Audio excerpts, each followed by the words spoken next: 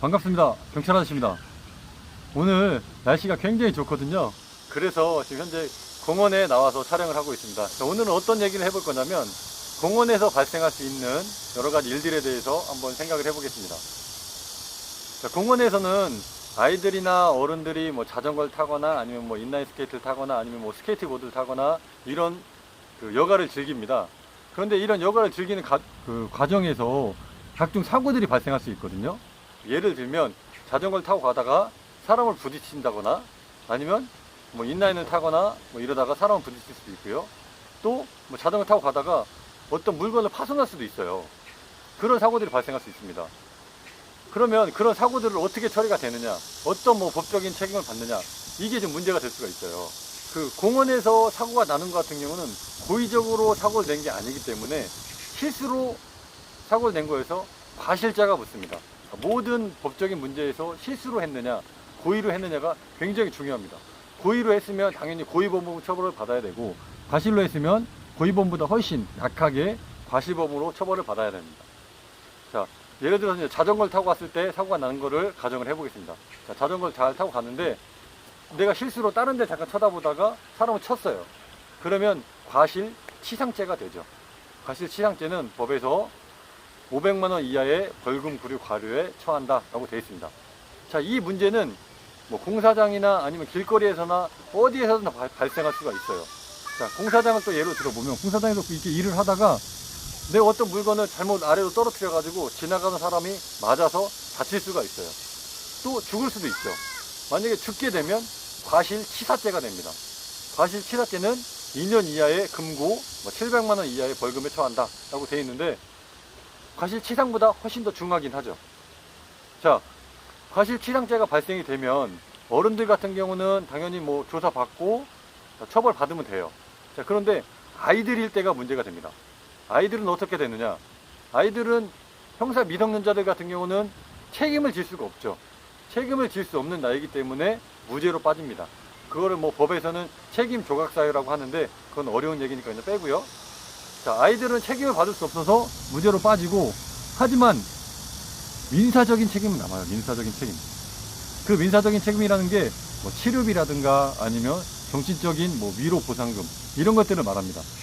정신적인 치료를 받을 수 있게 아니면 뭐 다른 그 이후에 뭐 후유증이 있을 때 그런 것들을 치료받을 수 있게 금전적으로든 아니면 뭐 다른 거로든 이렇게 보상을 해줘야 돼요. 그 보상을 해주고 합의서를 작성하는 게 좋습니다. 합의서를 작성하는 거는 어렵지 않아요. 여러분들이 인터넷에 보면 합의서 양식으로 해서 제목에 합의서, 그리고 뭐 서로 가해자, 뭐 피해자 이름 쓰고 뭐 사고가 있었던 사건 개요, 사건 개요에다가 뭐 몇 월 며칠 날 어디에서 이런 사고가 나서 서로 뭐 가해와 피해가 있었습니다. 그런데 그 사건에 대해서 서로 민형사상 이의를 제기 않기로 합의하였습니다. 합의 조건은 이렇게 하였습니다 라고 하고 그 밑에다가 가해자, 피해자의 이름 쓰고 뭐 도장을 찍는다거나 아니면 지장을 찍으면 돼요. 그렇게 그냥 간단하게 쓰시면 되고 그 쓴 합의서를 경찰에 제출하면 됩니다.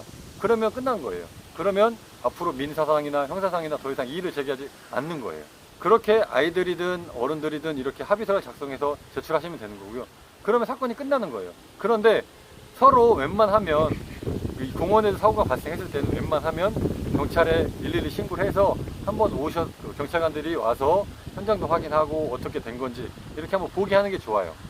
가끔씩은 악의적인 마음을 가지고 뭐 다른 사람이 공원을 산책하고 있는 거를 미리 정보를 획득을 해서 그 사람들한테 가서 고의적으로 상해를 가할 수도 있잖아요. 고의적으로 사망에 이르게 할 수도 있잖아요. 그런 것 같은 경우는 과실치상이나 과실치사가 아니라 상해, 살인이 될 수도 있거든요. 그런 경우가 어쩌다 한 번씩 있을 수가 있어요.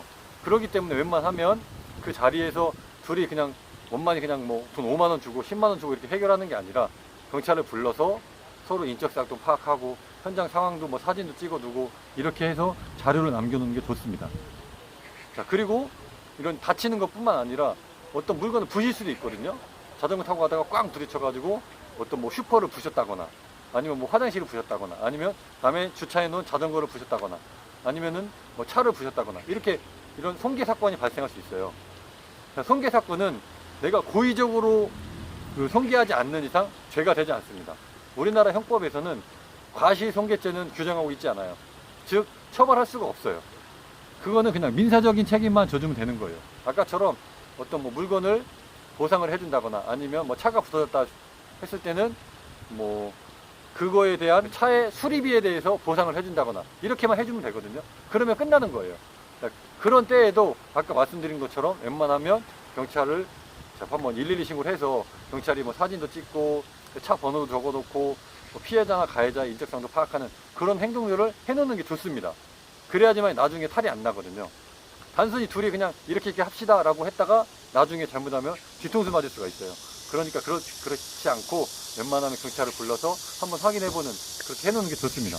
공원을 이렇게 산책하다 보면 항상 이런 일이 발생을 하죠. 하지만 그럴 때일수록 침착하게 경찰에도 신고도 하고 사람이 다쳤으면 119에도 신고하고 해서 다친 거는 병원에서 치료하고 뭐 사고 난 거에 대해서는 경찰이 좀 도움을 받는, 경찰한테 도움을 받는 이런 행동을 하는 게 좋습니다. 오늘은 공원에서 발생할 수 있는 사고들에 대해서 이야기를 해봤는데 여러분들이 좀 침착하게만 행동한다면 크게 당황한 일도 아니거든요. 하지만 어쩌다 한번 일어나는 일들이기 때문에 좀 많이 당황할 수도 있어요. 그리고 막 아이들이 울고 또 다친 사람들이 부모들이 와서 막 또 화도 내고 막 이렇게 하다 보면 좀 당황할 수 있는데 절대 당황하시면 안 돼요. 당황하시면 항상 실수가 생기고 서로 또 싸움으로 번질 수도 있거든요. 그러니까 그러지 마시고 그냥 침착하게 행동하시면 좋을 것 같습니다. 자, 오늘은 공원에서 있을 수 있는 일을 이 공원에서 촬영을 했습니다. 감사하고요. 시청해 주셔서 감사하고 궁금한 점 있으시면 댓글로 달아주시면 저희가 성심성의껏 댓글로 답변을 드리겠습니다. 감사합니다.